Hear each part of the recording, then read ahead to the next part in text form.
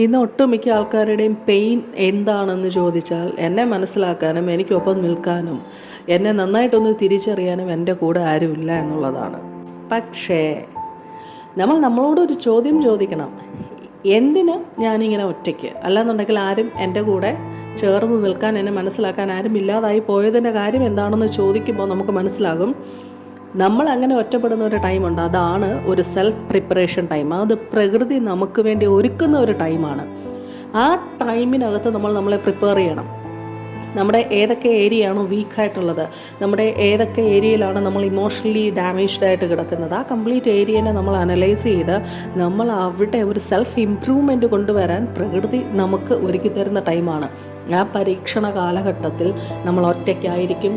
കൂടെ വേണ്ടപ്പെട്ട സകല വ്യക്തികളും നമ്മളിൽ നിന്നിട്ട് മാറി നിൽക്കും. ബാക്കിയുള്ളവർക്ക് ആർക്കും ഒരു ദ്രോഹം ഉണ്ടാകാത്ത രീതിയിൽ നമ്മളെ തന്നെ